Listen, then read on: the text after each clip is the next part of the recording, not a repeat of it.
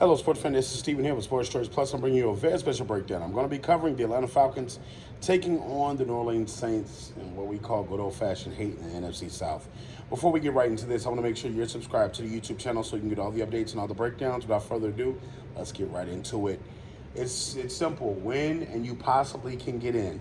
When you're thinking about the Atlanta Falcons, they wasted a lot of games. You think about the game against the Minnesota Vikings that they could have won. You think of several games throughout the season that they could have essentially won against the Carolina Panthers. Just a simple game would have possibly had them in the winner's seat for the NFC South. But right now, Tampa Bay holds that key to the starting ignition for the car. And you think the Saints are in their way as well. The Saints are a formidable foe. They could possibly make the playoffs too, and it's a three-way race. If Tampa wins, it clears up a lot of things and eliminates a lot of teams in the NFC. So you got to think, with this being said, do the Atlanta Falcons really have what it takes to beat the Saints? When you're thinking about Arthur Smith and how he's one-dimensional, how he doesn't really know how to coach, and how he's misguided, misused this offense, the Atlanta Falcons are in a world of trouble.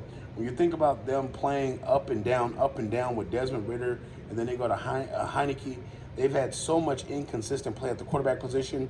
They have not really used their three weapons that they have with Bijan Robinson, with Kyle Pitts. You look at on the wide receiver and you know what they've had weapon-wise with several different weapons. So the Atlanta Falcons are lackadaisical. They don't really know what they're doing on the offense. So the defense has been their calling card for winning a couple games this year.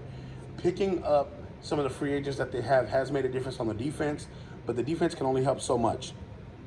We talked about in past recent months Bijan Robinson. When he gets the ball in his hands in space, special things happen. When he gets the ball against corners, when he gets the ball against linebackers, one-on-one matchups in the open field, he tends to dance, move around them, or run them over. These are things that you want to do if you're a running back. He has all the talents and tools. Against the Saints defense is not what it used to be, but they're still formidable. They still can make plays at times. The offense for the Saints can also go off too. When you think about the likes of Alvin Kamara, when you think about the likes of everything they have on the outside as far as the wide receivers and also tight end position, they can pop off at any point in time. They can put points up very quickly at any point in time. We've seen the Saints play big this season.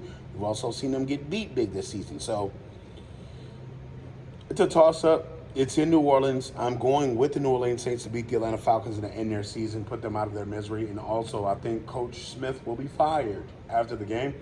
The Saints have more to win and more to play for. When you think about this, there's just so much energy inside that Superdome, and it's going to be a crazy atmosphere. They're playing against their most hated rival, especially in the NFC South, the Atlanta Falcons. So I think the building is going to be no less than supercharged. They're going to have like a Seattle Seahawk type advantage. It's going to be loud. It's going to be potential playoffs on the line. So I expect to see a great game from the Saints. Are you Saints fans? Get in the comment section. Are you Falcons fans?